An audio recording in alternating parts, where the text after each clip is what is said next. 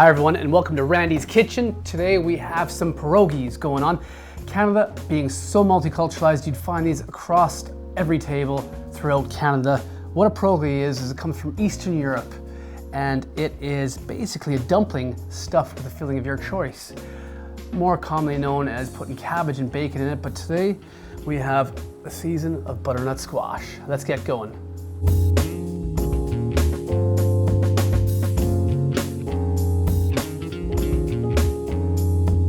Let's go ahead and get started with the ingredients. So first off, we want to make the pastry case. This is flour, a little bit of warm water.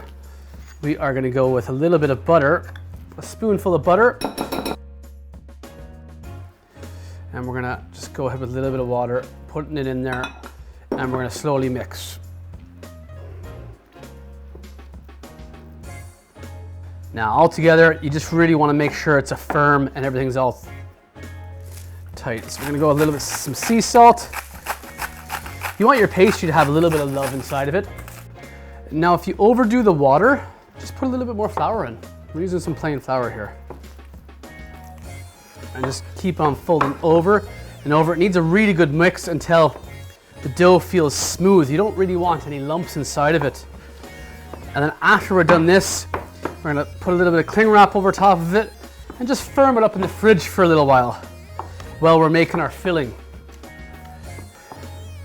So I'm just going to push it down on there. As you can see, it's nice and tight in there.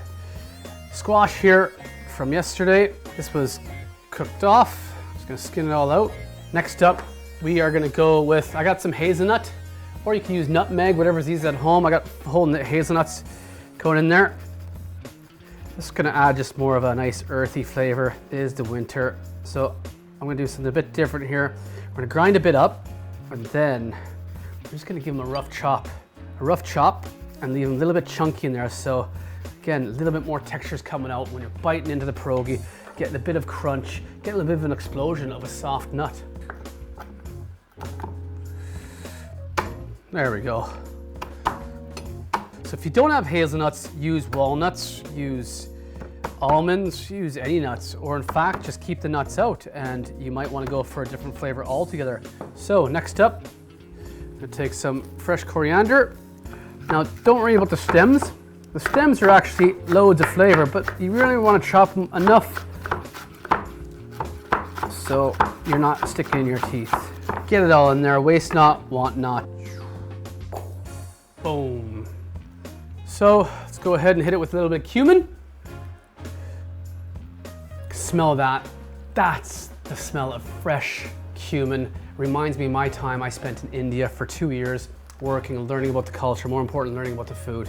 Now I'm going with black pepper. You can go with white pepper. Again, go with chili, go with whatever you like. We're just gonna smash it all in there. You can smell the coriander coming out, you can smell the cumin coming out.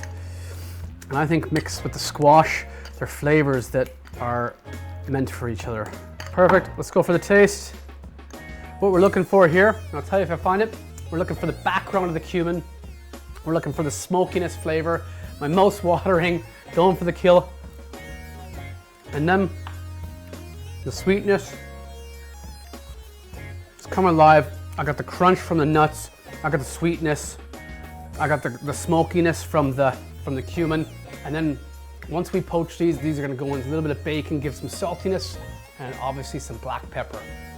So 25 minutes has passed roughly. We're gonna go back to the pastry.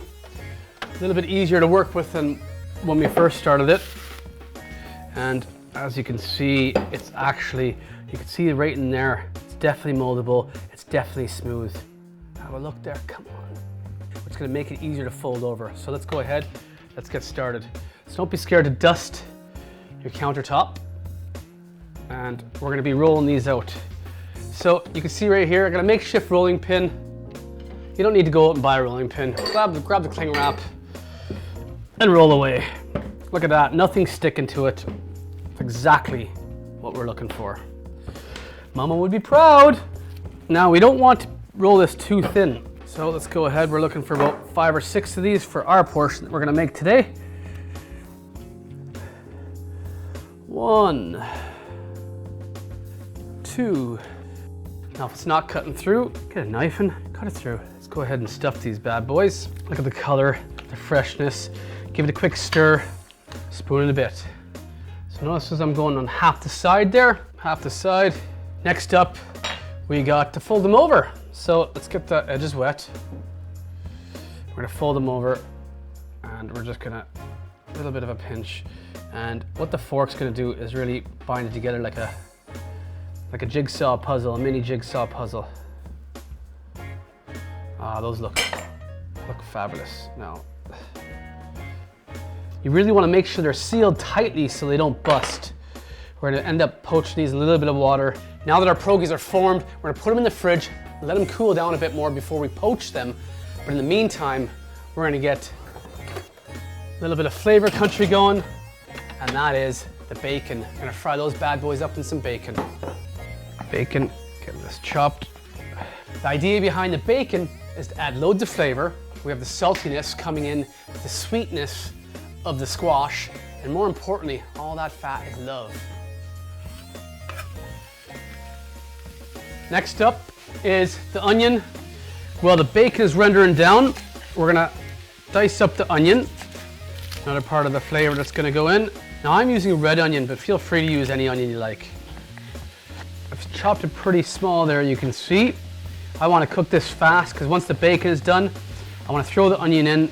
I wanna brown the onion a bit, but not too much. I still wanna save a little bit of the integrity from the onion, get a little bit of crunch, get a little bit of the chewiness from it.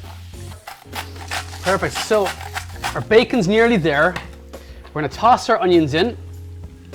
Then we're gonna get ready to blanch our pierogies. Now the idea behind blanching the pierogies, bring them to, we just wanna cook the edges of them, cook the outside of them. We're gonna finish them off in the pan and make them crispy. So, pierogies ready to go. This is a very exciting moment. So we got the pierogies in right now. They're slowly simmering, as you can see, having a little bit of trouble sparking up there. It's a bit cold, but we just want to blanch these off, and we're really going to finish them in this lovely bacon fat. Now we're at the exciting point. Everything from this process is almost done. As you can see, the process in whole is fairly straightforward. Now, if you want to cut it down, I'd suggest making the pierogies, freezing them. And you can always make a lot more pierogies than what you need. Last one. There we go. So we're gonna add a little bit of love in. Some butter.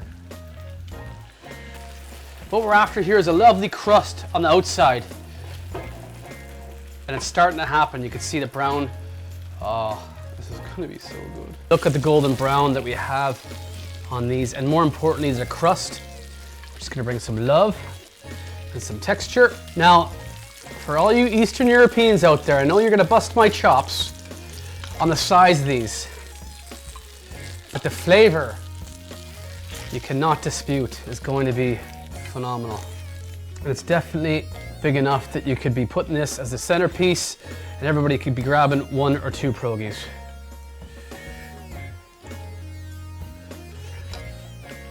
All the crusty bacon on top.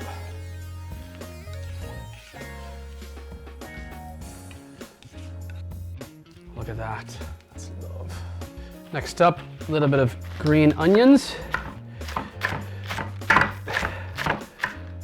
Add a little bit of freshness. Green onions to things like this is like adding parsley to pasta.